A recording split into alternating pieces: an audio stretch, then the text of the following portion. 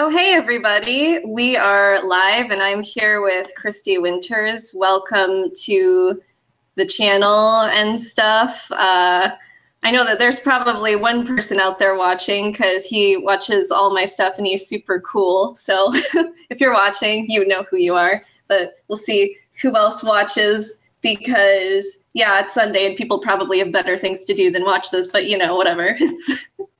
Oh, I know. This would be a fun chat. Yeah. And open up that wine bottle, girl. Yeah, so I'm working on it. It's some Kendall Jackson Chardonnay. Don't worry, I know I look 12, but I am actually much older than 21, so it's totally legal. It's fine. I was actually carded when I was in my late 30s, and it was one of the happiest moments of my late 30s. My mom has the same had the same experience in her 30s. So yes, I think looking abnormally young sort of like runs in my family. I guess you must have that too. So cool. Abnormally young people. Cheers. Yay! Yes, exactly. I should be way grayer than I am. But I talked to my dad, and apparently he didn't go gray until his 50s. So I've got a few more years of skating by, people going, oh my God, I thought you were in your 30s. So that's good for me. Yeah. It's nice. Much less expensive on like hair dyes. So you know, I'm saving money that way. Right. Cool. Otherwise you get the gray roots. Like a gray halo at the don't want that. I don't know. I think that gray hair, like silver hair, can actually be quite majestic though, and I think it'd be cool to be really old and have like really long flowing silver hair instead of having like the short like thing like a lot of kids, just because like that can be cute, but I don't know. I just think it'd be really cool to have like unicorn silver old person hair. Something. I don't know. Well, I've noticed that when I get more and more of them as I get older, and because they lack the sort of same chemical, coloring that the other hairs do. They're a little bit kind of kinky and wild, and so they end up sort of standing on edge a little bit or sticking up, when they're shorter. And then so I can see that I'm going to have slightly wild hair. And at the moment, I'm not that bothered. I mean, I'm quite happy to go gray. At some point, I might reach a point where I'll decide to color it. But so far, I've mostly just embraced them as my sparkly hair. Hair. Yes, and it helps that I don't look for them. I just sort of occasionally see them, so they kind of peek through shimmer in the light. As long as they're just kind of hanging out and chilling and just being sparkles, I'm okay. Right. I can dig it. Yeah. Yeah. Cool. Okay, so we have a few things on the ticket today that I know we both said we wanted to talk about. So one of the things you mentioned was the Women's March, and how there have been concerns from a lot of people that, and this was I'm guessing you meant the larger Women's March that happened during the Trump inauguration, as well as like the recent sort of reiterations of that. Right. And well, I was Well, I was mostly just following on Twitter the march, and I didn't realize they were. I mean, I heard they were going on, but I didn't realize they would be as big again as they have been. And to be honest, I'm mostly incredibly pleased and proud of the range of issues that were represented, from homelessness, the issues of homeless women and children, to DACA, to Me Too, to Planned Parenthood and Choice, to healthcare. What we've seen at the Women's March again is the fact that this isn't, it's not about a single issue. We were criticized a year ago because there wasn't a single message. But it's not about a message, it's about a set of values. And we all care. We have, and I think everyone who marched and everyone, whether it was last year or this year, they have a hope for what America could be like based on American ideals. That there is a beautiful vision that can be imagined with the kinds of principles that America is built upon. But when I look around at the policies and the practices and people's lives, I don't see that ideal being implemented. And I think the Women's March in particular is especially a reaction against the pushback of the Make America White Again, which is really what Make America Great Again means. Yeah. In its many forms. It's white male patriarchal again. That's what it means. And a lot of people have a lot of reasons to push back against that, which was criticized for its lack of intersectionality and awareness, because the white women who came up with it wanted to call it a Million Women's March, not realizing there had been a massive march for Black women called that a while ago. And so they brought in people who could be diverse. And the Women's March is the organization itself is committed to intersectionality. So I don't think the problem is with the organization. I think there are particular issues that people raise and that they need to be addressed and incorporated so that people feel included. I think it's absolutely perfectly acceptable to criticize parts of the Women's March if people don't feel included or there's a lack of intersectionality. Excuse me. So I'm not afraid of saying that there are ways that we can be better. I also think that I'm also really proud of it. It's a movement really in my lifetime.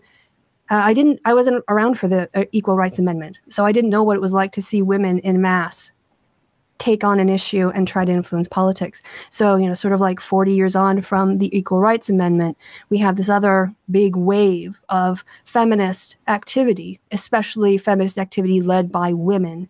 And this time, it's not white feminism. There is a far greater set of voices. However, that doesn't mean that it's complete. So right, yeah. Your thoughts? So I don't personally know a lot about the Women's March organization, as you said, and they very well, could be like their mission could be far more intersectional in their practices, obviously, and I think that. That's really good. And I do think that nowadays, obviously intersectionality is getting far more of a platform than it ever had in the past. I'm not even sure when the term intersectionality was coined. I'm guessing it was fairly recently, but I'm sure I think normally, sorry, just to say, normally it's attributed to Bell Hooks, I believe, and she was writing in the 90s. Yeah, so relatively recently yeah. Okay. So, it feels recently. It's anyway, but yeah. It's only 20 years. So, that's really new in political thought. Right. Yeah. So bell hooks and so and really, if you think about it, the fact that the term was probably just coined maybe like about 20 years ago, and that now it's starting to pick up steam, I think is a testament to technology and the internet and communication, because I don't think that an idea like that would have picked up steam so quickly.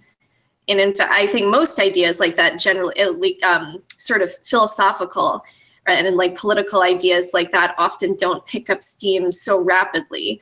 And it's still a slow process.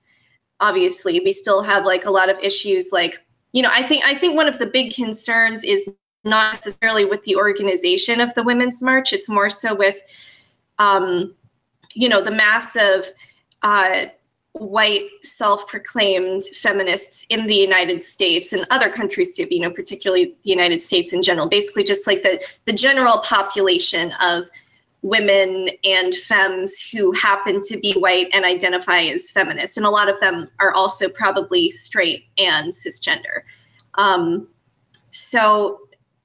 And I think that, a lot of these white, straight, cisgender women have been sort of isolated in their bubble of feminism, and they probably haven't read bell hooks. And I think a lot of the like white women who are not as familiar with intersectionality also probably don't go on the internet as much as like you or I. So we don't hear about this sort of stuff. They don't hear about this sort of stuff like in I don't know, articles, YouTube videos. Like they're not like in sort of like that new, like up and coming circle that is. And I'm like honestly amazed too with the younger generation of politically minded and activist friends of mine that I encountered, that I have like met online or in person, people who are like just 18 years or a bit older, because when I was that age, I was not that politically literate or that politically involved. I had good intentions, and I think I would have been if I had had more of an education. But I think in some ways, being exposed to the internet provides sort of more of like an opportunity to self-teach than like what I had when I was younger, and probably what you had when you were younger? I'm guessing. I could be wrong. So no, I would definitely. I mean, the internet has really changed. 2 years ago, I had no trans friends, and now I have at least half a dozen. Mostly one in real life, but the rest are online. And their experiences and their pain and the things that they taught me. One of the things that I have to say I cringe at now when I see it being held up at the marches is the future is female. I understand the sentiment of that in terms of saying that the future includes women, but it is very cis normative, and I actually prefer, someone had a t-shirt that said the future is non-binary, and I like that much better. Yeah. I was like, no, we should have that on, it's just on one person saying that, but that actually captures future is feminine even better because it's more inclusive and it's about challenging the established, well, not the established gender norms, because some gender norms that are more egalitarian are perfectly, I think good for human flourishing, but going after racist patriarchy and trying to restructure society so that power isn't most easily held and perpetuated by a smaller group of wealthier white guys, then like I said, when I saw those signs, I just, because of my trans friends, those signs kind of make me go, yeah, that's right. And you don't really have that perspective, I think, until you have loved ones who tell you about their experience. And like I've read things about this where they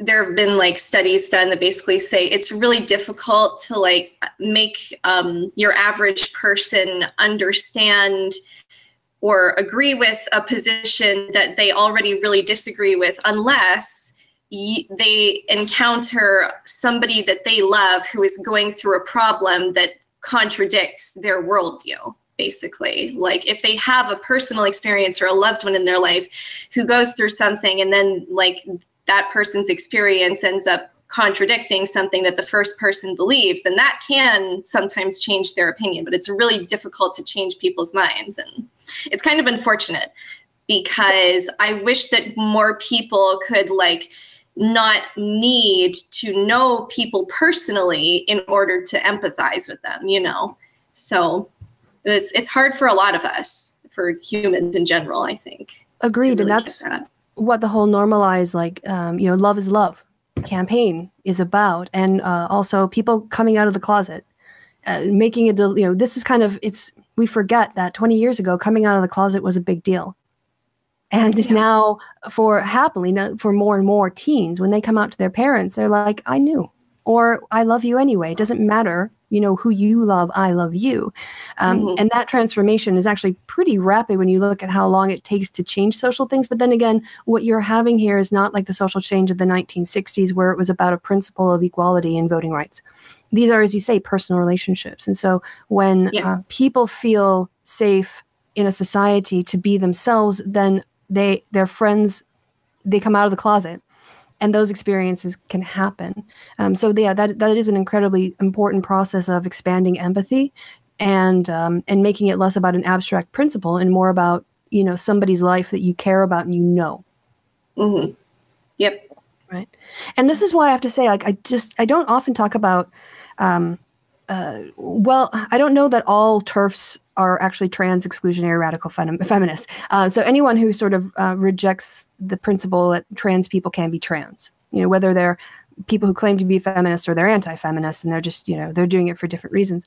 I don't tend to engage in that topic often simply because I honestly don't understand why it would, like, I don't understand their hang up about it. And for me, the principle of feminism is about how society and individuals view, in particular, women's roles. So if a person is a trans woman, she's going to experience the same kinds of discrimination and barriers and then her own intersectional transphobic issues as well. And we know in the United States that especially trans women of color are murdered just for, they're murdered at a really shockingly high rate for their percentage of the population. So the fact that they're in the struggle, whether or not you want to say they've got the genetics of an XY, it kind of doesn't matter what their genetics are because their roles in society are mapped much closer onto women's issues and women's problems because they are women, Yeah. So it's not like we have to say we're going to do all this stuff to try to address sexism and harassment and barriers. And that's going to should affect trans women too. I have to say, it's one of the things. I know some people fight TERFs and they go back and forth with TERFs on Twitter. I just don't engage on that because I just I don't get where they're coming from, and it doesn't make sense for me to argue with people when they're taking what I think is. It seems to me, I know they wouldn't think of their position as irrational, but I see their position as irrational. For me, it would be like, this is going to be offensive, arguing with a creationist. It would just literally be a waste of time if they're coming from a position of faith. And I think in similar ways, I think people who want to deny the spectrum of sex and its variance in our chromosomes and also in our primary and secondary sex characteristics, like you're just not dealing with the facts as we know them. So that's why I don't really engage. And that's why I think the critiques of people who want to exclude trans women and trans people generally from feminist movements, that's why I disagree with them. I think they can be debated and refuted. I just don't. TERFs. It seems to me like TERFs. There's a part of them that they're very they're very interested in male violence against women and preventing that, and they're afraid of trans women because they think that they are men and that they're going to like somehow use sneaky tactics to use violence against women, which is ridiculous because that just doesn't happen. I've never seen a news story ever of and it's also weirdly in line with a lot of what really conservative people think. When conservative people think that trans women using bathrooms, are just going to use that excuse use that as an excuse to assault women. And the only incidents that I've seen of that have been basically there was one story about a really conservative guy who basically wanted to pretend to be a trans woman to go in and start some shit and to try to make people afraid of trans women. But really, I think all TERFs really do is they reduce people down to their genitals and their chromosomes. And to me, when you're talking about gender is an abstract thing, and biological sex, as you said, is also, I saw a talk on biological sex, so I'm not sure, I don't know enough about it. I'm not sure I could confidently say that it's a full spectrum in the sense that gender is and completely abstract. But I think somebody used the term something like bimodal spectrum or something. So it's there are two typical, points of biological sex, but then there is some spectrum there. But it's also not completely up for grabs because it's more materialistic. But gender, in my opinion, is not materialistic. And gender can be just about anything. And that's something that a lot of people have trouble grasping. To me, I see gender as something, and again, a lot of people would disagree with this, but I think gender is something that is very personal, like a name. Your name is personal to you. That's sort of how I see your gender. It's a way that you perceive yourself, and also for some people, it's the way that you want to express yourself. Well, it influences how you express yourself more materialistically, whether that be the clothes that you wear, or if you choose to wear makeup or your hair, or if you want to transition hormonally or with surgery, things like that. So, yes, that's my interpretation. Yeah, so a couple of points, right? The idea of a bimodal distribution is something we use in statistics, and it describes what we would normally say is a histogram. So if you think a normal distribution, a normal curve, that's like a histogram. But in a normal curve, you've got an average, a mean, or a mean, and that's sort of in the middle, right? And that's why you get more of the distributions in the middle than on the ends. And a bimodal, so that's a unimodal distribution. A bimodal distribution would be, if you had it, you'll have so mode means how often a category shows up. That's the mode. So you got mean, mode, and median, if you remember from your math courses. Bimodal means that you've got a big peak on the left side and a big peak on the right side, and then a dip in the middle. And if we took sex and we had XX, and then we had XXY, and then XXYY, and X, and then you kind of do an XY and XYY and stuff, all the various combinations that we do find in nature, then yeah, you would have basically most of the population would either map onto XY or XX, but you'd then have a distribution that would fall on other chromosomal combinations as well. So that's kind of how you can think of it. So yeah, it's not that there are just two genders or just even two sexes if you want to say that XX is female and XY is male, because then you have these combinations, and you can't just say, well, we'll just stick those other combinations into XXXY because they're their own category, otherwise they wouldn't be, we wouldn't observe them. So that was one thing in terms of biology, as you say. We can think about it, that's why I say variance rather than spectrum, because each of those combinations is sort of we would call them a nominal category. They're their own category. It's not like there's more left and more right. You're this or you're that. And so you just sort of, anyway, on the issue of trans exclusionary. So the TERF phrase, comes from the words trans exclusionary radical feminists. And why I don't get this emphasis on biology is sort of essentialist, this idea that there's something essentially female and essentially male, and that is determined by your chromosomes or your biology in some way.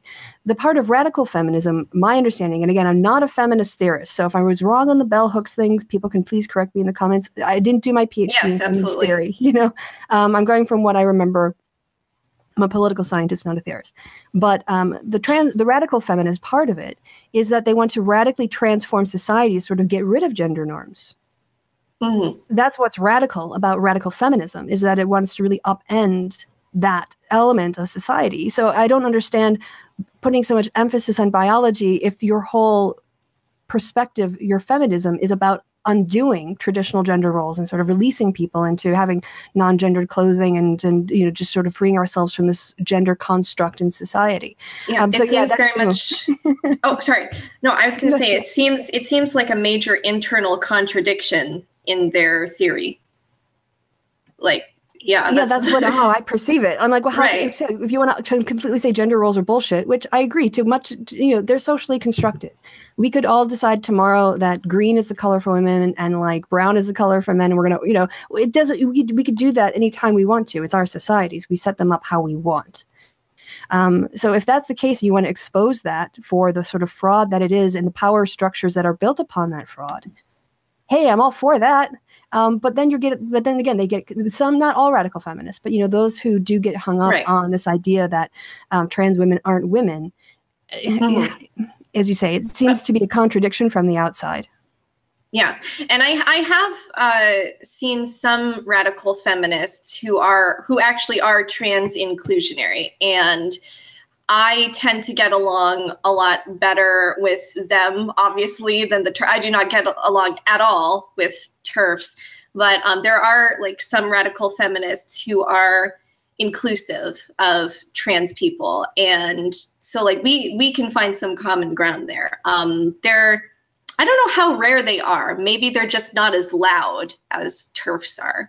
It's hard to say, but yeah, I think creationists are louder than most average Christians, so sometimes it's a little bit deceptive, because you hear loud voices and then it's actually a phenomenon that they study in the computational science, social sciences, that loud voices in a mixed population that are actually a minority, if you ask people who are watching these discourses, will think that they're actually a bigger part. They might even be a majority of the views, simply because they appear the most often. But it's an illusion when you actually look at people's distribution of attitudes and opinions. Right. So, yeah. Okay. Yeah. So Women's March, congratulations to everyone who's on the march, and good job. And tying it in with Me Too. I think there's, and when you talk about sort of white feminism and the problems of white women who step up, sort of not even being conscious of how their privilege helps them take on these roles. Alyssa Milano, I'm sure, had every positive intention when she, did the whole Me Too thing. However, it was the case that was started by a Black woman. And I don't know that she was on the cover of Time magazine when the Me Too movement was discussed. I don't know how much credit she got for that. And that's the kind of stuff where I totally see where people would get pissed off. Because that is, there's a pattern of white artists or performers taking a black message or like rap music or Elvis and rock and roll and mainstreaming it with a white face and for a white audience. And that's, we have to be open to those critiques and acknowledge them and then give credit where credit is due and lift up the voices of the people who've actually, were responsible for creating these ideas and give, and then kind of move on together, So people do need to like check themselves a little bit and make sure that we're including everybody who deserves the credit. Just as you would do as an academic, you would cite the important thought, the papers and the important writers that you're drawing on to give them appropriate credit. And that's basically, I think, what is called for here. Absolutely. Yes.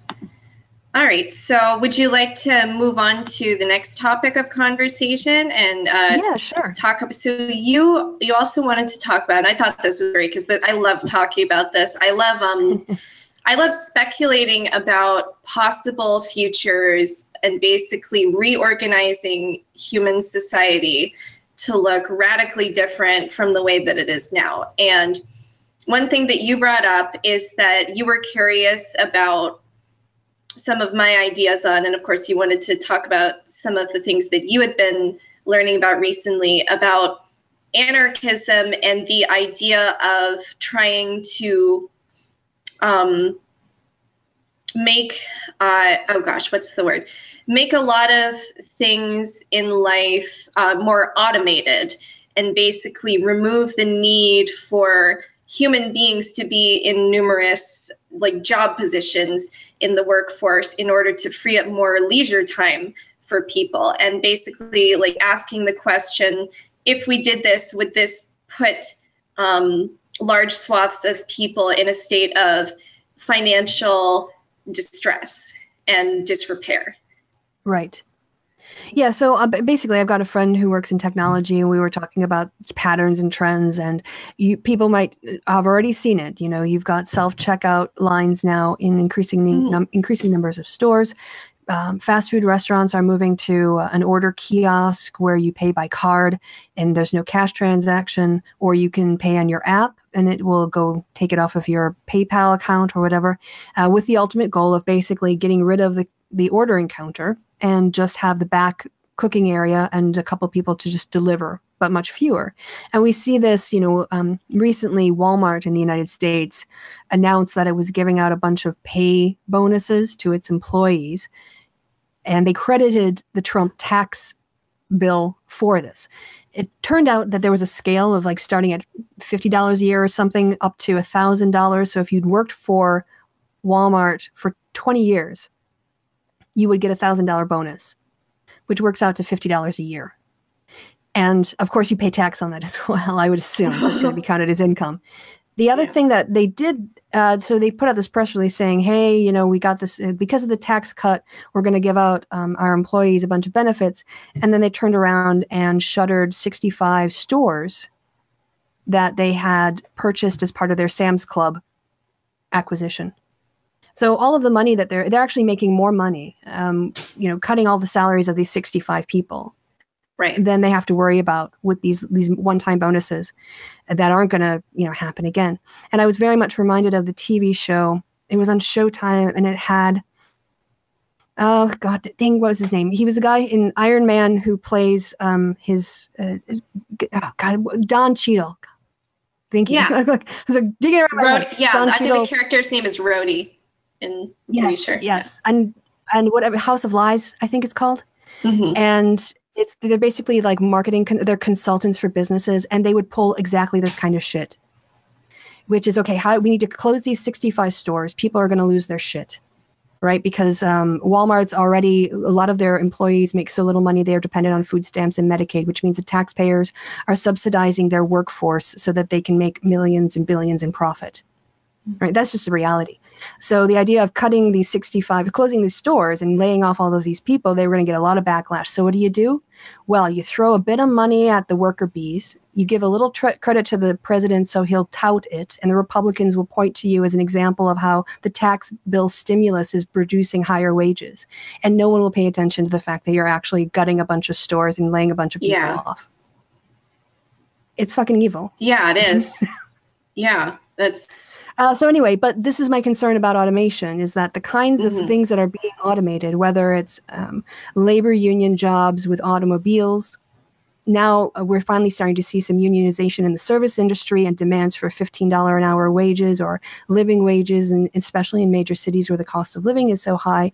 And what are corporations doing? They're increasingly moving to automation so that they can lay more people off. And I'm very concerned about the kind of economic destabilization that will result from that. And, someone asked me, I was saying on Twitter that, capitalism works in order to maintain a certain level, at least a minimal level of unemployment, because capitalism, it's in its interest to keep a section of the population unemployed in order to create competition between people for jobs, and therefore they can offer lower wages. Yes, absolutely. So full employment is like, a capitalist enemy. You have to pay workers, if you have to compete for workers because there aren't enough, that's like, a cost that they don't want to have to bear. And they said, well, how does capitalism do that? I'm like, well, union busting and automation and affecting government policy. That's how they do it. So the idea of moving to an automated society, to me, seems to have incredibly inherent disruptive economic impacts on the people who are least able to actually cope with the kind of economy. The skill set they have won't let them easily move on to another job that's also being automated. Right. Yeah. And the problem is the system that we live in now, and the way that the workforce operates, I think, unfortunately, is not conducive to implementing automation and have it turn out well. Because the problem is right now is that the employers and, like certain underlings who are also in more managerial positions, et cetera, they have all of the power, and they, like, as you said, have the ability to, if they so choose, just pay the minimum wage, which is very much not a livable wage. And I think the other thing too, I think that you would have to have at least one of a couple of things happen before we could successfully automate a lot more of society. And what's really funny is that, so a person that I really, really despise, but I actually agreed with him on this. And he said that, and this really surprised me that he said this, was, I don't remember when he said this. It was maybe a year or two ago. And I'm sure you're familiar with Stefan Molyneux. He actually Sadly, said, yes, yeah, it's very sad. But he actually said, and this kind of blew my mind. I was very surprised when he said this, that he thought that automation was a big thing that was going to happen in the future, and that because of that, a universal basic income was going to be necessary, because otherwise people would be starving and, homeless. And I was like, wow, I actually really agree with that. Like, basically, if you're going to live in a society that uses money as a method of, currency and exchanging that for the goods and services that you need to live, if you're going to live in a capitalist society, I think, and if you're going to try to progress towards a more automated society, bare minimum, you have to have a universal basic income, and which wouldn't, in reality, I don't think that it should be, I think the word universal is maybe not entirely accurate, simply because I think that, depending on different health needs, for example, there would be some people who would actually need a larger basic income, like if there was someone who had disabilities that required, say, more expensive accommodations in their homes, things like that. So basically, if there were a universal basic income, it would be universal in that it would affect all people, but the level of income would not be universal because everybody has different needs, right. and they would have to basically calculate and try to figure out a scale and, accounting for all of the factors in each individual's life to figure out like exactly how much they needed. And so, yeah, I think without more worker control, without more worker say, without unions, and without a universal basic income in the society that we live in right now, the idea of trying to automate things is a disaster. It's not going to work. If you go beyond that, and if you think about a world where there was no capitalism, or at least where, like, say, you basically have a world where instead of having traditional employers like we do now, which is, it's funny, we live in a society in the United States that claims to be a very democratic society, but the workplaces that we live in, that we work in, are generally speaking not democratic whatsoever. And I don't know, I think that's kind of funny. And that's not to say that like every single person in an organization that produces a good or service should have an equal say in what happens, but I think that they should have a proportionate say in what happens. Like their level of involvement and the goods and services that they produce, they should have a say, I think, over what happens to those goods and services. And from what I understand, that's a big tenet of a lot of anarchist belief, is that, and like socialist belief, etc., is that basically workers should have proportionate control and basically equity of control over their workplace, and that it should be cooperative, and there should be, as little hierarchy as possible. And, there's some, I think, room for debate there, and basically like questioning, like, what if like the workers decide that they want one particular person to sort of have like dominion over like this one thing, and to sort of like the authority and like in this organization over this one thing. And I think that that's a possibility, but I also think that within the company itself, like that has to be sort of democratically decided. And I think there has to be like a good reason, for that person to sort of like have dominion over that area of the company. And that doesn't necessarily mean that they should have dominion over the entire company.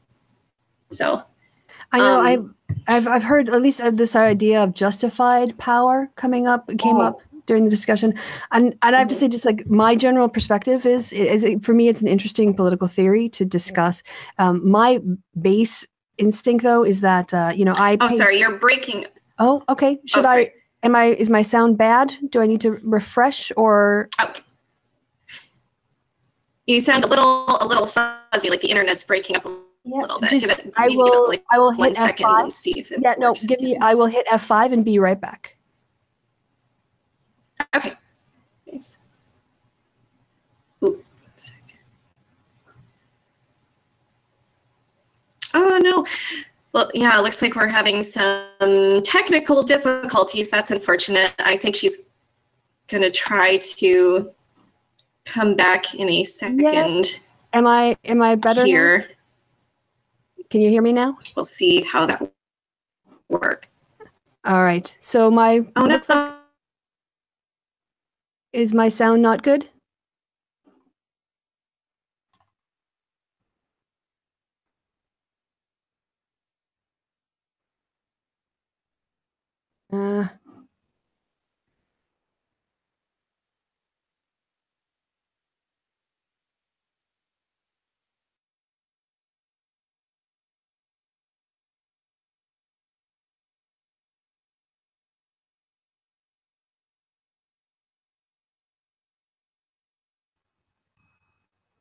Okay, I've tried twice now. Let's see if this is any better. Hello? Is anyone there? We're still alive, as far as I can see. But I don't see any blissful melancholy on the other side. Oh no, techno fear. Let's see. Well, why don't I just give it a little while and see what happens? This should be really exciting for the audience. It was all going so well, and then it all fell apart. Live on air, of course. All right. Try again.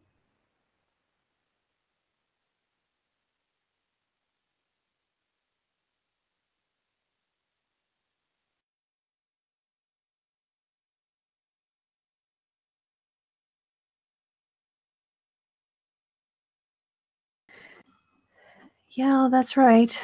Checking my technology, and well, I'll tell you what, I'll go over to Facebook, just on the off chance that people are sitting back and laughing, and this is actually still recording. I will chat a little bit while I check to see whether or not there's another hangout that we should go to, because this one crashed. So we might have to set up a second hangout, finish our conversation. All right, so type and you hear me?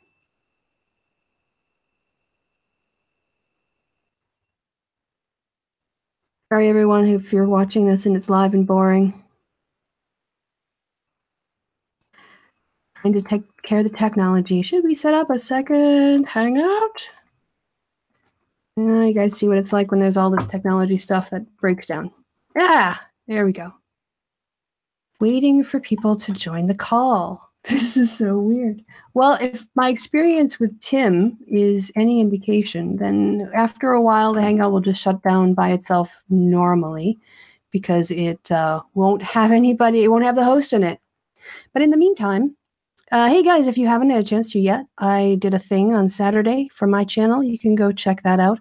Trying out this new format where it's sort of a radio podcast where I talk about current issues, and the current episode talks about Trump. Also, I have a little bit of a giggle at the expense of Milo Yiannopoulos because he put out a fake news story. So I have a little bit of schadenfreude over that.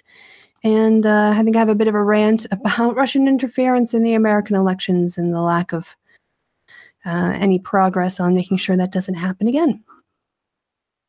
Well, isn't this fun, everyone? I don't actually know if anyone's watching because I'm on the viewer side of it rather than on the broadcast side. I can't see if anybody's watching. So I guess I could go to the chat, but I would have to find the link. Why did I do that? There's nothing else going on. I'm waiting for Blissful Melancholy to come back on and see if she's going to rejoin the Hangout. I've got a sign that says, waiting for people to join this video call. Share the permanent link. Bookmark it. Come back at any time. So I've given her the Hangout, but she's got the Hangout link, so hopefully she'll join us. What a night. Live broadcasting. Isn't this a lot of fun? So yeah, we were going to talk about this, and we were going to talk about the anarchism stuff a little bit more, I think, and that was going to be about it. So let me see if this is still going on. There's going to be a little bit of quiet at the moment while she's in my subscriptions. I can click on there. Hey, we're live now. All right, I should turn off my sound so that I don't actually think. I'm going to get myself in an empty hangout talking in a very embarrassing way to 8 people. Hey there, people. I see you now. Hiya, 8 people watching. Nicholas, hey, how you doing? Pedro, what's going on? And someone called Emperor in the chat. Oh, God, Bearing is here. Oh, you're trying to fix it. All right, just rejoin the chat, Bliss. Click on the link that is in the Facebook thing. Live entertainment. So much fun. So what else are people doing in the chat? Nothing much going on? Not too much chatting, just a few. Not too much talking about our comments. So, all right. So hopefully Bliss will see my message and she'll rejoin her Hangout. Otherwise, what we'll do is we'll set up a second one on the channel and finish up our chat. While I'm filling time until we get kicked off of the air because there's no host, which I'm hoping is going to happen sooner rather than later. Coming up in the next few weeks, I have an interview for you guys. It should be really interesting. A friend of a friend directs movies, shorts, little things, really creepy stuff, and the horror and the uncanny, psychological dramas. Anyway, we met up, and it was really interesting to talk with him about his work, and I've seen some of it. So I was able to talk about our shared appreciation for David Lynch and the new Twin Peaks series. He's going on and on. So I asked him if he would come on the channel for an interview, and he agreed. But the problem is I don't really know that many people. I don't have that much experience, I should say, myself, with film critique and film studies and the use of cameras and stuff. And there are not that many people in my life I know who are technically more familiar with that, except Steve Shives. So I asked Steve, hey, I've got this friend of a friend. I'm going to interview him about this show or these videos, movies that he makes and enters into competitions. Would you want to join up and have a bit of a nerdy film chat?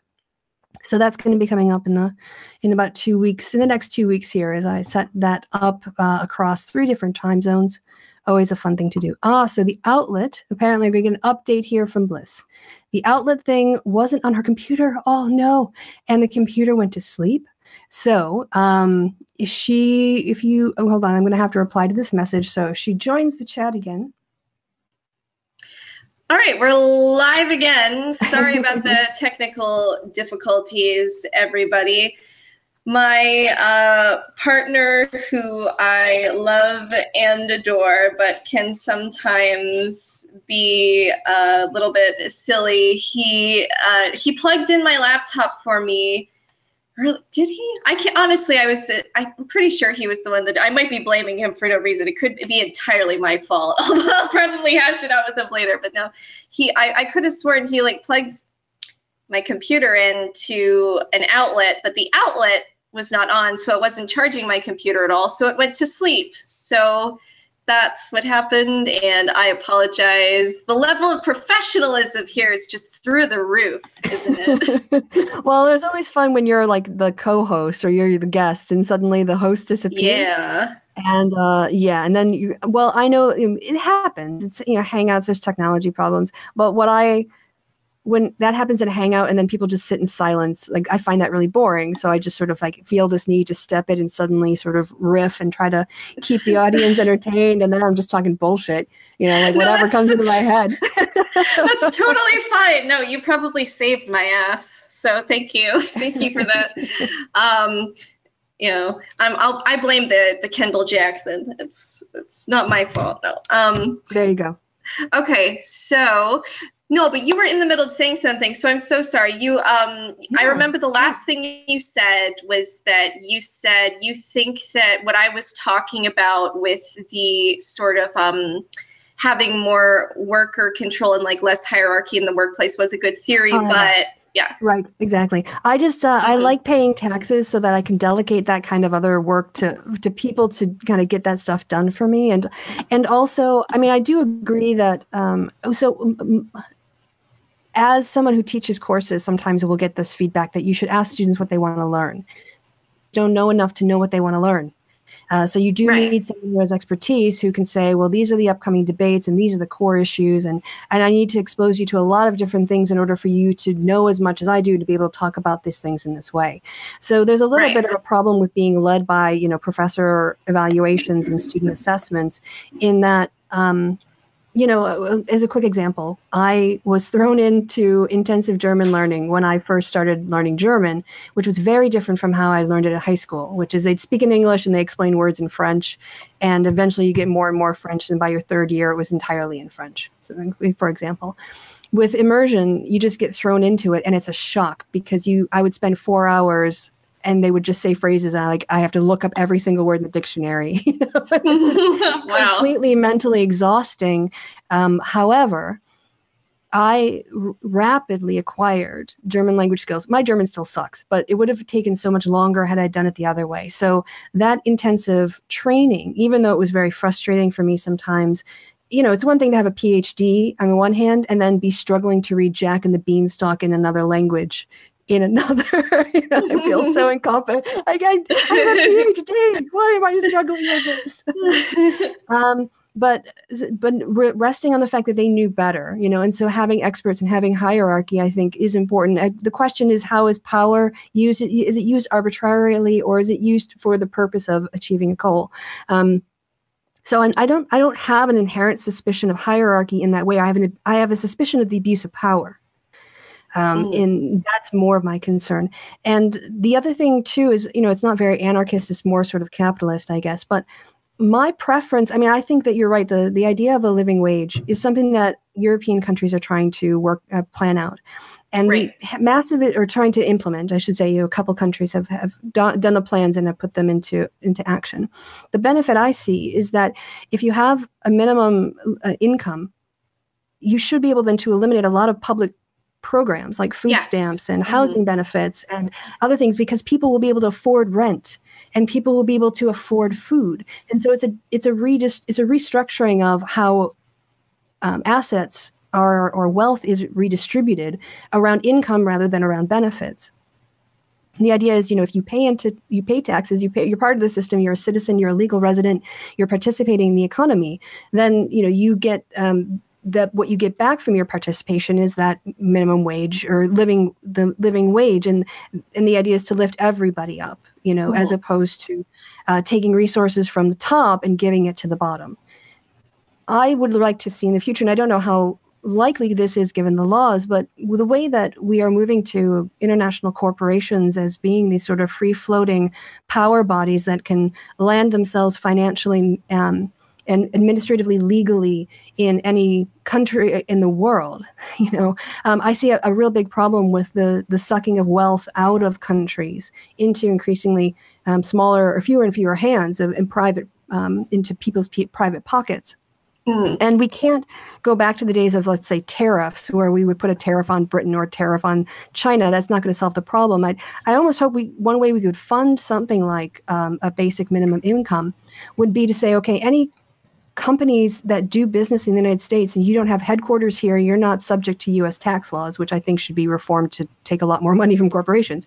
You have to pay a franchise fee to access our market, which would be the equivalent of what you would pay in U.S. taxes if you registered here. And that way you could because they're making money off of our country. They're making money off of our employees, our educated employees. They're making money off of the infrastructure and all of the services that go into it, fire and everything else. So why should you be able to then corporate yourself in the Bahamas in order to avoid any of the financial burdens that you're benefiting, any financial contribution, I should say, to the benefits you're getting, So I do think that there are ways that we could restructure society away from this sort of benefits model and more towards the notion of a basic minimum income, with the understanding that a rising tide lifts all boats. And it would increase consumption in the economy, and it would be stimulative, and it would actually do a lot more than, let's say, the comparison we had in the pre-crash conversation about how Walmart handled its economic tax benefit. The way that they sort of used it to cover up actually increasing unemployment and cutting their labor costs. And the other thing too would be, I would also very much like to see corporations like a Walmart, like Target, things that are operated up on the stock market. Something like 10% of the stock has to be basically held by the employees. Yeah. So it's not just that you're giving them your labor in exchange for a minimum wage or a little bit more than that, but actually you as an employee, your labor, you see the benefits of your labor through kind of like a Goldman Sachs thing. When they pay out shares, that would be distributed down to the people who are actually checking you out and stocking the shelves and driving the products, to be put on the shelves, because all those people help make that money. And their labor is not accurately what the cost of, sorry, let me start this again.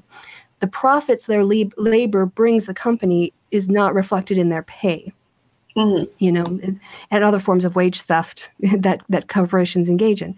So, I think that there are a couple of possible ways that we could look at redistributing things in order to get to a basic minimum income, such that it wouldn't feel like, people are just getting paid to do nothing. The benefits of a basic minimum income also means that there might be a massive expansion in entrepreneurship, because people would actually have the opportunity to start a business that they couldn't before because they were too busy working a minimum wage job to have the time to do that. So I think there are a lot of potentially economic stimulative effects of having a basic minimum income, as well as reducing the dependency on public service programs that have to be negotiated every time a budget comes along. I think another thing that would frankly be a good idea, because I think I've read some things about like the number of work hours that people have to do in a day compared to their levels of productivity. And I think I want to say that I read that something like after 6 hours of work, productivity levels drop significantly. And there are some countries where the work days are shorter than the ones in the United States. And I think that, frankly, just like for the way that your average human brain works, as well as for, you know, these organizations that are interested in productivity, well, number one, there's no evidence that longer hours really has a drastic increase for their productivity. And two, I think it's really shitty for the workers. I think that shorter work days, to me, make a lot more sense. And I don't know. I think that, you know, obviously, generally speaking, happier workers are better workers. But you know, again, that's if, you know, if this was still like in a functioning like capitalist society. I also wanted to like mention that as far as like the stuff that you were talking about, like in university, that one area of hierarchy that I do tend to recognize as more legitimate than others is what I would call a hierarchy of knowledge or a hierarchy of expertise, for example. And that's something that I think there are ways to like analyze that and find out that area of hierarchy like has legitimacy to it, and that you can sort of evaluate based on you know, like analysis from peers and from the community at large. But again, that can also be difficult if you live in a society that is maybe a little bit more academically illiterate, because, like, for example, in the United States, in a lot of ways, I think we have a very anti-academic, anti-intellectual society at large. So if you were to like leave it, at least right now, if you were to leave it up to certain people to determine like who has more knowledge in certain areas, in my opinion, well, they might like get some things wrong, you know, like because it depends on what subject you're talking about. But I'm trying to think of an example. Well, but just generally speaking, like there are some issues where if you were to leave it up to the general public to democratically decide who has expertise in what fields, that could, at least at this state in society, that could be kind of disastrous. But if you're just leaving it up to like those like fields of study and the people within those fields of study to like democratically decide who has expertise where, then that would probably work out a little bit better, because, you know, I think that generally speaking, from what I understand of academia, you know, peer review works when you're within the confines of like that field of study. But you know, if you're in a university setting, basically, I was a college student and I was on college campus, and there were definitely some issues that I had with the American college system, and the fact that I didn't think that students had enough say in certain things. But on the other hand, I do agree with you in saying that there are elements to that situation where, as you put it, students don't necessarily know what they need to learn, and you know, they don't really know what they don't know, and they don't really know what they need to know. And I think that if you were to develop, basically sort of try to progress towards a new society where on one hand students did have more say in the way that universities functioned, it would have to be a very precise balancing act, because you don't want completely inexperienced people who are inexperienced in academia to suddenly have full reign over what's going on in academia, over like what's taught and things like that. But like, for example, just in like administration things, like when I was going to Kent State University, there were, like, for example, ridiculous tuition hikes that we had little to no control over. They basically secretly decided our next campus president, even though that was supposed to be a public thing, where they gave us several options and told us the options that they were considering. And students, by the way, had absolutely no say, not even like a, you know, they basically didn't get to vote on who the administrative person was, not even like the educators, but like, you know, the person. And I know, like, from going to like Kent State University, for example, that all of the students, generally speaking, hated each of the presidents that we have that I remember, which was, the first one was Lester Lefton, and then the second one was a woman that was basically elected in complete secrecy, without really the students getting a heads up, and without any other options being presented to anybody in the public, let alone the students. So there are issues like that I think are legitimate, that I think people need to be talking about. And there were, yeah. Sorry, if I could, yeah, I would just want to, I completely agree that students need to be active participants in university life, and including the administration of the university. Right. In Wisconsin, until Scott Walker and the evil Republican asshats got control and destroyed it, we had a principle for 40 years called shared governance. It was, I think, 39.05 or something of the university sort of like regents, how the universities were structured. And it basically said that, you know, students will have representation, and they will have, you know, the ability to participate in things that happen at the university. How that manifests was, there was always a student regent. So there was, until I think Walker got rid of the position, there was always one student selected from a pool by the governor, with like input from, you know, other student groups, like the the State Student Association United Council that I worked for a little while. And it meant that we would, you know, we had our own governance in terms of, like, you know, student government, but also the role that we had voices with, you know, the faculty. We couldn't vote on this stuff, but the idea was you should have a student rep on the faculty board who can then communicate what the faculty is doing and give the student perspective to the faculty on a regular basis. And I think that those are really important, because a student's experience is obviously going to be shaped by the way the university functions. And you're right, in terms of the sort of the expertise thing, having, you know, it's not even a democratic consensus usually in these kinds of things. It's just sort of like the major opinions and the minor opinions, sort of like, you know, the Supreme Court has the majority decision and then the minority has its own view. Because a lot of times there's a lot of theories then, and we don't always know which theories, you know, you can have theoretical physics, and you'll just have to keep kind of debating these issues and looking for ways to try to look into it. But, you know, there are going to be debates.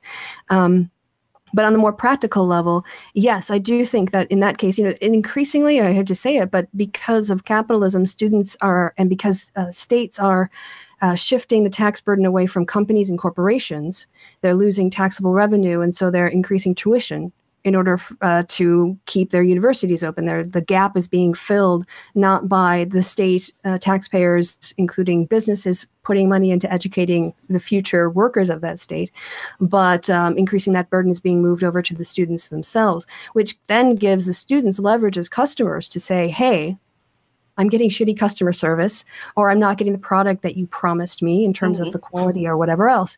So as universities increasingly adopt this capitalist model of their funding, which is basically customer-based funding, and those customers are borrowing tens of thousands of dollars, you know, in order to get that education, the weight of power in the universities will be upended, because students will be a customer, sort of have the power of a customer to make demands, and universities, because they're subject to market forces and they want to attract a lot of students, they're going to respond to those things. And that, I think, is a terrible model. That is a terrible model for power, and also a terrible model for education. Because again, back to universities end up putting a lot of money into new student unions and pools and the business school and computers in order to look really plush and nice when the visiting days come along, so they can attract the best, highest number of students to apply, so then they can then pick, and fill up all of their spaces. But these building projects then increase the cost of the tuition, because you're going to put in an Olympic-sized swimming pool and all of these little tech rooms that have projectors and screens where students can plug in their laptops and project it onto a screen and do group work. And it's really cool, these little pods of technology. But that shit costs money. Yeah.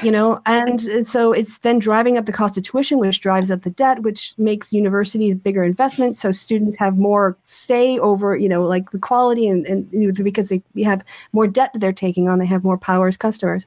And there was a very good, actually, lecture given with a BBC series back in the early part of the 2000s, where a philosopher, an ethicist, I think, Michael someone or other, was saying exactly this.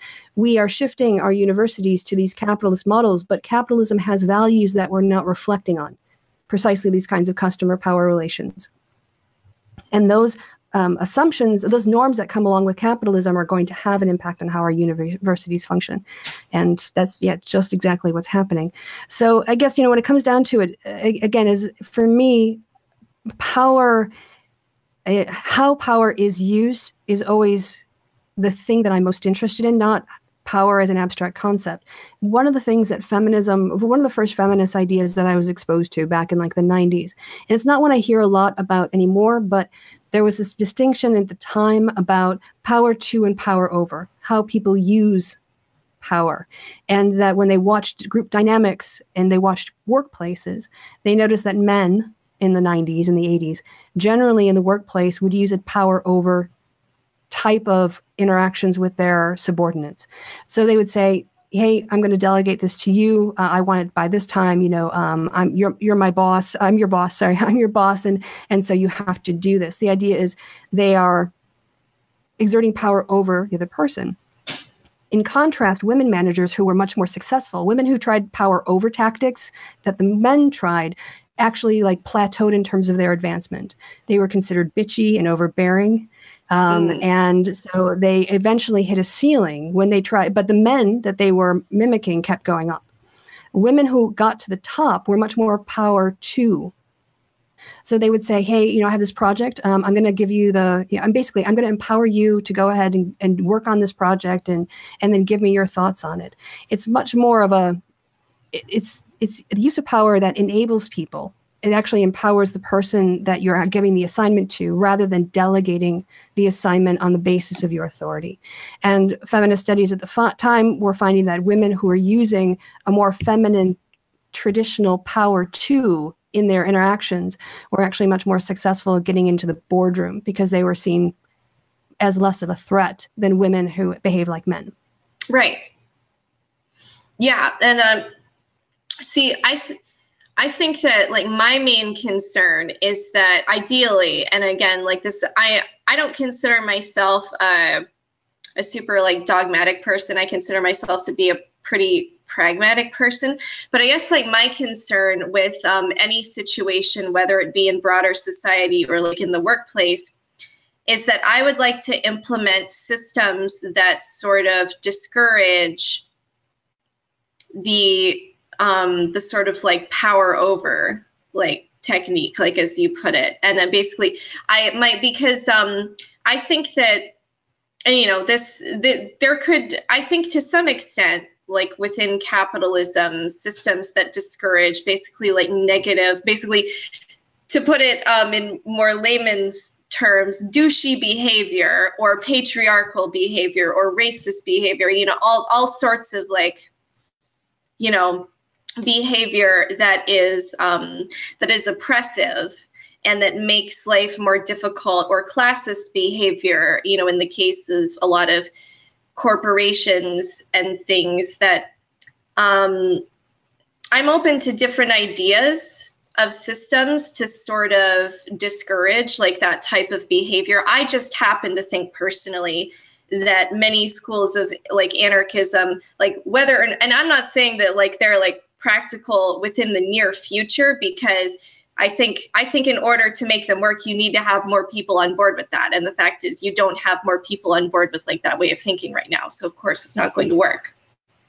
And that's the thing, is that it's, you can sort of make like certain things within capitalism, like from a more centralized form of government function, I think. And you can make like wider sweeping changes that have like some positive effects. Like you can do that more immediately right now in the world that we live in. And I am all for like, you know, getting more towards a society like I imagine that you would like, and like sort of like more like a social democracy. Because I think that if we got to a place like that, that people basically, if they caught on to the fact that, hey, like, this is pretty good, like, this is like better than the type of world that we used to live in, where people were being super shitty to each other, and we can have nice lives without stepping all over each other, then maybe more naturally, eventually they would start moving towards like a more anarchist way of living. I don't know if you can sort of like understand what I mean. That. Like, yeah, I mean, certainly.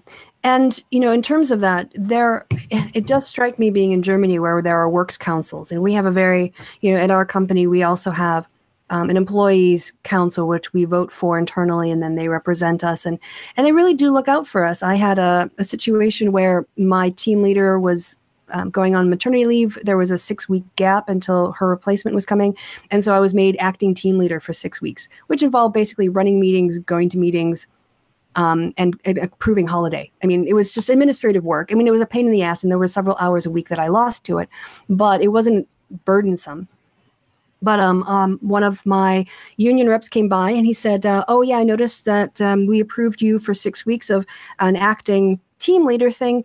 You get a little pay rise for that because you're taking on more burdens. And I was like, oh, well, it's not that big a deal. He's like, no. You're doing the work. You're getting paid. Like, no, you're right. That's completely fair. And the works councils in Germany aren't antagonistic. This is especially coming from America. And maybe Thatcher's Britain too. There is a very antagonistic employer-employee relationship in the United States. Generally, I think, you know, it's just sort of, it's adversarial, especially when there are unions involved. And it's always, you know, the unions want things that are going to cost them business money. And so they have to try to break the union in order to stay profitable. You know, there's always this antagonism. Whereas in Germany, the employees, again, elect representatives, and they are on a works council with management, and they have regular meetings, and they talk about the state of the company and how are things going and what can be done better or more efficient, or, you know, people have input. They feel invested. It's not just a job you go to. You know, you have somebody who's talking, they come back and they report, and maybe an employee says, you know, I've got a way we can make things more efficient. And then they can take that up to the works council and propose it there.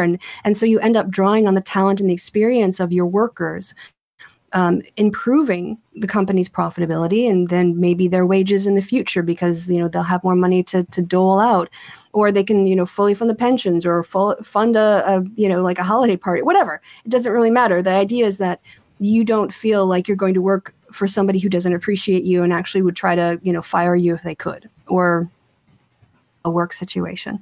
And it really does, I think, change the attitudes just at a core level of how people interact in those situations of power, shall you say, when you feel like you are being heard versus when you feel like you're trying to be silenced.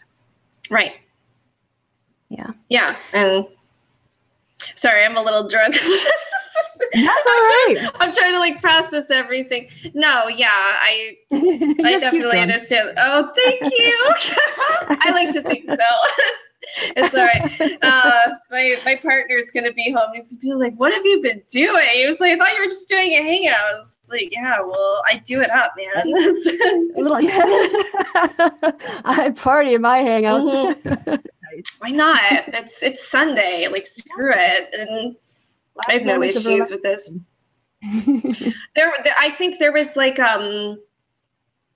I can't remember. I think it was called like Blog TV or something. It was a website that I used to use. I used it like once. And the only live, this was years ago that I did it. The only live Hangout thing that I did on that, this was before Google Hangouts existed.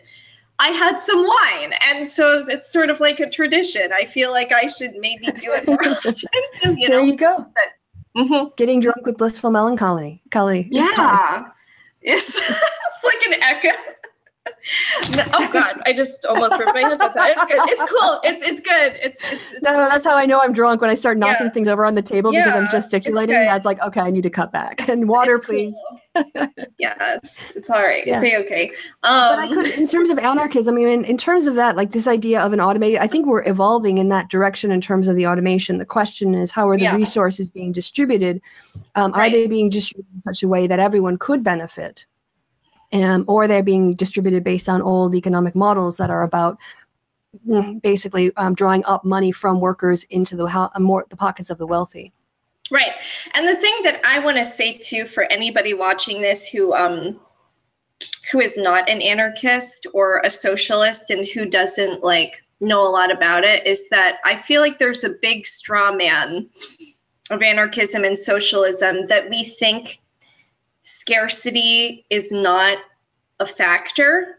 And the thing is that, so scarcity of resources I'm talking about, like, for example, some people think that socialists and anarchists, I don't know why they think this, but they think we believe that things like housing and water and food could never conceivably run out. And as far as I know, we do not believe that. What we do believe is that in the world we live in right now, there is data to suggest that we have an excess of housing, we have an excess of food. Water is a little bit different because I've actually read some things that water, we might be running out of like clean water, like specifically in like drier regions of the world. So that's a little bit more of a crisis, but at least in the United States, we have an excess of housing and an excess of food, and we could distribute that in a different manner to accommodate more people, to make sure that people could live decent lives that they would actually enjoy. And yet we don't do that. And the market isn't fixing that. The free market, as you know, many capitalists and libertarians and ANCAPs, anarcho-capitalists call it, it's not fixing that problem. It's not fixing the fact that we do have an excess of some resources, but that excess is not, like, we're not doing what I would consider the humane thing with that excess of resources, which is basically, if you have an excess of any resource and there are people saying, hey, we need or we want that resource, why not give it to them? You know, like that to me just makes sense. And so that, you know, I feel like that's a big misconception. And I think we need to acknowledge that, yes, at some point there could be some sort of crisis where we did have a shortage or we ran out of certain resources. And water is one that's a little tricky right now, but there are certain things that right now in the present day, we could be doing more for people using the resources that we do have available. And we could be doing more to conserve the resources through ecological, environmental means. We could be doing more to conserve those resources for future use. So. Yeah, no, I think capitalism is a terrible distribution model. I mean, it's great for wealth generation, but in terms of actually solving the problems of poverty, it has no incentive to solve the problems of poverty. You can't solve the problems created by capitalism with the profits of capitalism. All you're doing is I'm just quoting basically from Oscar Wilde here from that. If anyone has a chance to go watch it, I highly recommend the RSA talk by Zizek, First as Tragedy, Then as Farce, and the critique of charity and the way that corporate social responsibility is being used to basically mask the problems of capitalism. It's a really good talk. Zizek, I call him Crazy Zizek because he comes up with the most interesting ideas. Yes, he's a very interesting person. Yeah, interesting is precisely the right word. But if you look at medicine, pharma is a perfect example of the problem of capitalism and distribution. Big companies like Pfizer, they aren't going to go. There are diseases that people have and that are easily cured with very inexpensive drugs. But there's not a lot of money to be made because the people who need them don't have a lot of money. And they don't have a lot of disposable income. And so there's not a lot of profit margin in making those drugs and selling them when you figure in the distribution costs and everything else. But Viagra, there are a lot of people, a lot of men, let's be honest, and maybe some other women who are sleeping with those men, but they wouldn't get the prescription. They have the disposable income. They don't have a health crisis. They have a health problem. They have a health issue that is serious, but it's not necessarily life-threatening. However, there's a lot more money to be made in fixing limp dick problems than there is in solving crises of, malaria or other waterborne diseases, in Haiti or Africa or anywhere else there's a crisis. So capitalism is good at some things. It does innovate. It does find new markets. It does fill gaps that people maybe didn't even know they existed, or it drives technology onwards to find new solutions if those solutions are profitable. And that's why we need high amount. This is why I would consider myself a social democrat, and very much like the sort of European model, high taxes and high redistribution, so that you can have, say, universities pairing up with pharmacies or doing something where they would do something not for profit, but to solve those kinds of problems, make it cost effective to produce the drugs, but then also solve the kinds of problems that aren't going to be picked up by the market because there's no profit in it. And there is a place for government to do that in a kind of common good sort of way. So, we can't possibly, there is no invisible hand that will fix all of social ills just by applying a capitalist model. Yeah. There are some things that I think, roads, other utilities that should be at least, maybe not like a mixed model. I know there are places sometimes in Europe where the nations own the rail lines, and so they preserve the maintenance and the continuity and the expansion and stuff, but they then rent it to private companies who then run their trains on those tracks and sell tickets to provide the service. The benefit of that mixed model is if you look at like the UK, where the companies own the tracks and the cars, there's very little incentive to put money into ongoing maintenance. It's just a cost. So they'll just kind of let it go until it turns crap, And so there are things inside capitalism, just some background noise, that really have problems that really only a government can come in and redress. In my opinion, anyway. That's why I favor social democracy. Right, I can understand that. And so I'm interested in, I'll just say this real quick because I know that you probably have to go pretty soon, but just as, again, like I want to emphasize that I think that social democracy still is a million times better, leaps and bounds, than what we have in the United States. It's not my ideal system, but it's a step up, basically, is what I'm saying. And oh gosh, I forget what I was going to say. Well, I can step in on a completely different point while you think. Oh, sure. Yeah, go ahead. I'm increasingly concerned on a more macro view of things, a wider view of things. When I look at the international situation and the power plays that are happening between Russia and the United States, we talk about the American economy and the capitalist basis for it. If we go back to the Reagan era, the reason I think, Reagan won the Cold War, so to speak, was America had been engaging in the arms race. It had a more robust economy than the Soviets had, and they were wrapped up in a war in Afghanistan, and their economy collapsed, and it was an economic crisis that drove the collapse of Soviet communism. And we were able to do that as the United States because we borrow a lot of money, but we made a lot of money. And so we were able to keep our economy going. Now it's almost like the shoe is on the other foot, right? The Soviet Union is broken apart. Russia has basically turned into a capitalist oligarchy with an authoritarian dictator who's running it, but he's a capitalist dictator. So his goal is not to get everyone in Russia to conform to a communist ideology. He just wants people to work to make him money. He's just, like a big corporate boss now. And it's America who's got entanglements in Afghanistan and in Iraq. We've got Republicans who, John McCain said during the Iraq War, were spending money like drunken sailors. In a time of basically economic recovery, they've just borrowed $5 trillion to fund things like lowering the estate tax and giving corporate jet discounts to corporations. And the Chinese, people might not be aware of this, but there's been a Chinese like financial firm or bank or something that has downgraded American debt or the American credit to like BBBB plus from A minus because of the amount of debt America is accruing. It's now us. We are the ones who are spending our money faster than we can make it. And we have these entanglements, foreign entanglements. We have a Congress that won't raise taxes on corporations, but will give them tax credits.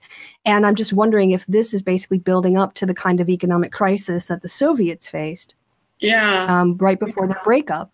And this destabilization, I think everything is going Putin's way in the world right now. And it's weird because I grew up with, Reagan and all of the war hawks going on and on and on about the Soviets, going, you guys are just scaremongering. It's not as bad as you make it out to be. And now I'm finding in my 40s, I'm becoming this sort of like rabidly anti-Russian, not Russian, anti-Putin.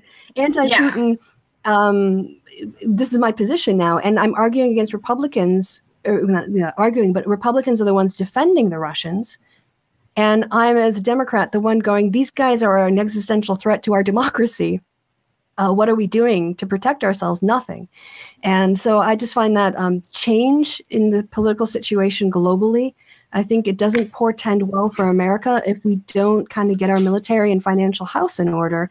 And that doesn't mean eliminating social programs. It means kind of reevaluating our military commitments, our military spending, our military corporate industrial complex, and evaluating what we can really afford going forward and who should be paying into the system and who is paying and who isn't.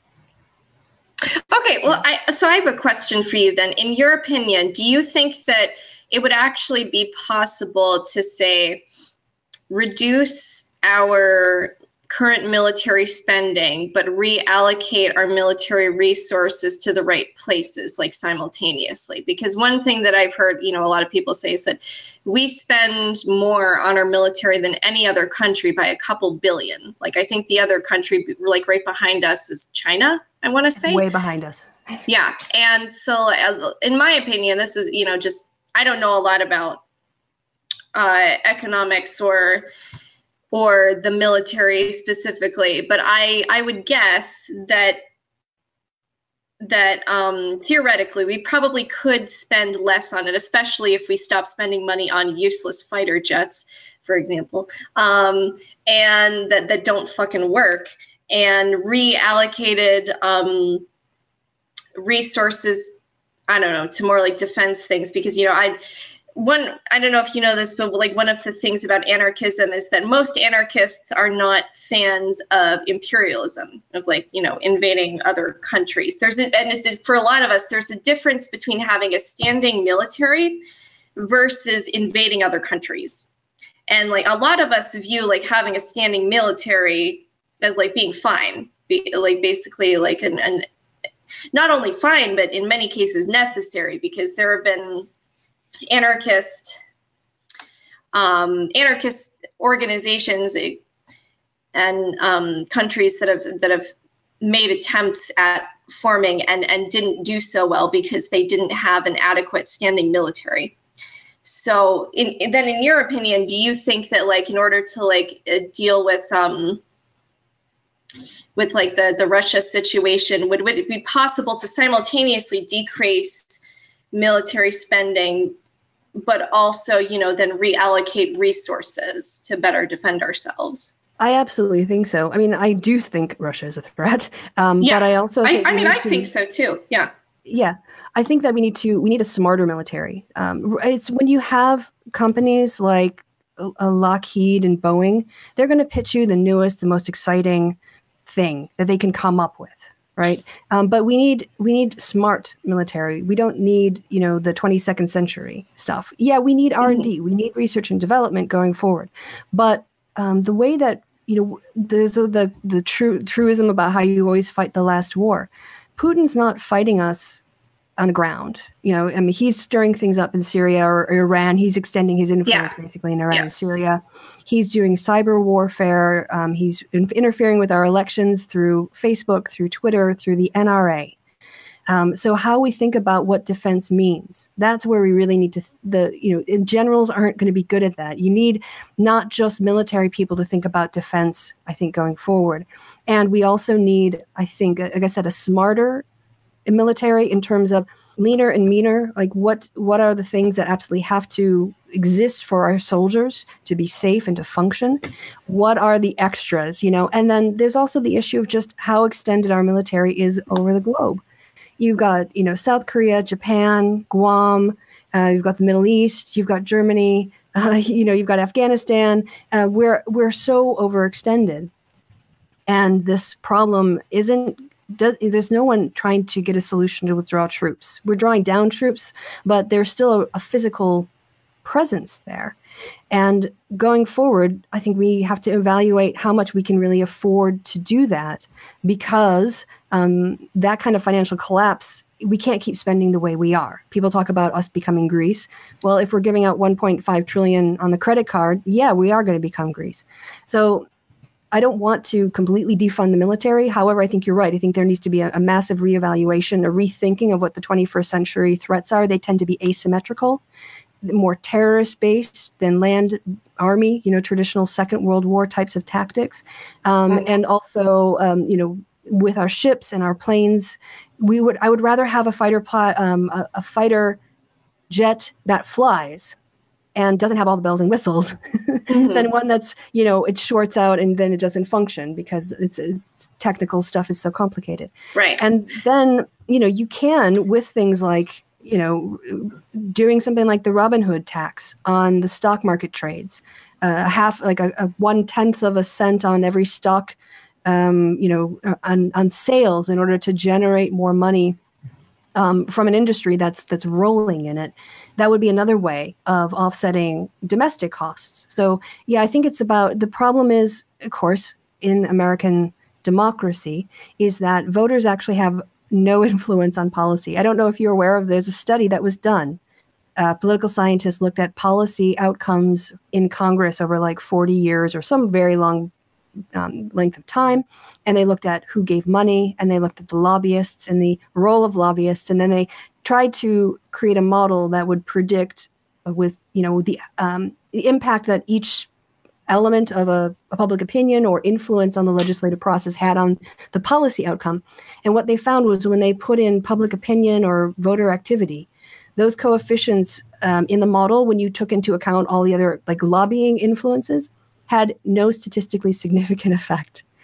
And this is why we have a Congress that, 80%, 85% of the American people support more intensive background checks into guns, so that people who have domestic violence convictions or whatever else, people like the person who had the dishonorable discharge from the military for beating his wife, was able to get a gun and ended up committing a mass murder. Because the two systems weren't linked up together, so his discharge didn't register as disqualifying for buying a firearm on the civilian side service. So it was a gap that the military is now going through every single discharge to make sure that they don't have that problem happen again. I kind of got off on a tangent there, so I kind of forgot. No, it's okay. But yeah, so there's a lot of ways that we could be much smarter about how we do things. The problem is that people don't run Washington right now. Lobbyists run Washington. Yeah. So. Okay, so real quick, I wanted to mention that the Anarchist Spectacle, who is a friend of mine, it was commenting in the chat, and so the Anarchist Spectacle was saying that I don't think Putin interfered with the elections. It hasn't been proven. Where's the evidence? Now, I have sort of like mixed feelings about that, because I've done a lot of reading on the subject, and I want to apologize because I am a little drunk right now, so I may not be able to remember everything and fully articulate everything that I have read. But so basically, if I can try to summarize my feelings on this, from what I read, it seems like Facebook basically admitted that they lied to journalists, for example, about the fact that they took Russian money to run certain ads that promoted Trump. And then they basically claimed that they didn't know that the money was from that source. Now, whether or not they're lying about that, you know, we don't know. What we do know is that they were paying in rubles. Those ads were bought in rubles. Okay, all right. What we do know is that they were initially lying to journalists when journalists asked them, you know, is this the case that you ran ads that were probably paid for by wealthy Russians? And they denied it at least twice, to my recollection, before they finally admitted that it was true. Now, as far as the Russians directly interfering in our elections, I'm a little more skeptical of that. I think it's possible that they tried to. Whether or not they succeeded, or whether or not they had an actual significant influence, I think is more up for debate. I think that they probably tried simply because they knew that Trump would be easily manipulated to their will. I think that's my opinion. You know, again, I had sources on this previously. If I may. Oh, sure. Go ahead. I've been following the story, and I would recommend anyone go, especially Rachel Maddow does a very good job of unpacking this stuff and tracking it. But there are a number of ways we can see that Putin was attempting to interfere with the election. First were, most obvious ones were the actual direct contacts with the campaign. So you had George Papadopoulos, you had Michael Flynn, both who had Russian connections, and Paul Manafort. Now, some of the Paul Manafort connection isn't through Russia, it's through the Ukraine. So it's like, the satellite powers of Russia in the Ukraine. And of course, you know, the whole point of those connections was that WikiLeaks is a Russian front, and they had hacked into the emails, including the Podesta emails. And these contacts with Papadopoulos and others was to let the Trump campaign know that they had information that might be useful to them. So that was one way that they were trying to get dirt out on Hillary Clinton. Putin wanted to, Putin's understand the way that Putin saw Clinton was that she had interfered, or the United States had interfered with his elections and other places where he had interests. And so he's been doing these destabilizing tactics in other countries, you know, in his orbit, the sort of satellite countries. And he wanted to make sure Clinton didn't get elected. He had a grudge against her. And we know this. So there was the WikiLeaks link between Russia and the Trump campaign. Then we have, as you mentioned, Facebook admitting that there were Trump ads actually like organizing rallies around sort of like alt-light and alt-right themes in places like Idaho on behalf of Trump. They were being paid, and they were paying for these ads in rubles. There's also Twitter just came out with they released another over 4,000 accounts tied to the Russian bot farm, where they were doing all of the tweets in order to kind of stir up the anti-Clinton stuff, both from the for the Bernie perspective, pretending to be sort of Bernie bros and criticizing Clinton, and then also feeding the anti-Clinton stuff in the Trump campaign. Right. We recently learned that there's a very prominent Russian tied to Putin who gave a lot of money to the National Rifle Association. Okay. And the NRA endorsed Trump earlier than they had endorsed in other primaries, and they also spent a lot of money on his behalf. So, you know, yes, Putin was definitely trying to influence the American election through a lot of covert means. And the fact is that the FBI, this is what the whole Steele dossier was actually, when it was circulating in the summer, it was journalists thought it was too preposterous to be true. But the fact is that Michael Steele met with the FBI, an agent in Rome, and gave the information in the early part of the summer. The FBI, we now know from the various information they've given out, I think it's through the Mueller investigation, the FBI actually had a second person who was also reporting to them about these Russian contacts. That person is mentioned in one of the court filings, if I remember correctly. And so the FBI actually didn't get back to Steele because they had this other person that they knew about, or that they were like at least had as a contact. And Steele got sort of so despaired about the fact that the FBI weren't paying attention to what he saw as a British ally, as Russian interference in the United States election. You know, he ended up taking the information onto someone else, trying to get it to somebody's attention, not knowing the FBI had an open investigation already in progress. So the idea that, that interference didn't happen, the facts simply don't bear that out. The question is the impact, and maybe if it was just Putin alone, that would have been one thing. However, You know, I look at my home state of Wisconsin, where they did a study. I think Trump won by 70,000 votes there. They did a study about voter suppression. People who, you know, actually tried to get registered to vote but didn't have the right paperwork because they changed the requirements as to what counted as ID and were not able to vote during the election. They estimated about 100,000 people were not able to vote in the state of Wisconsin. Trump won by 70. Now, does that mean every single one of those people would have voted for Clinton? Maybe, maybe not. But we also know that those laws are targeted to be discriminatory against people who traditionally vote for the Democratic Party. So that, combined with the fact that the FBI did released to the public that Clinton's email server was being investigated, but did not release to the public the fact that Trump was under investigation for Russian ties, when the whole thing about like his praising of WikiLeaks and his inability to condemn Putin even after being told that he kills journalists, he replied, well, we do a lot of bad things too. He would have been, if we would have known perhaps that he was under investigation during the election, that could have changed the outcome. So is it one thing or the other? No, for me, I think it was like a combination of several factors coming together to basically, you know, squeak out the election in 3 states for a candidate who ended up getting, you know, 3 million more votes in the popular vote than their rival. Right. Yeah, no, I think that,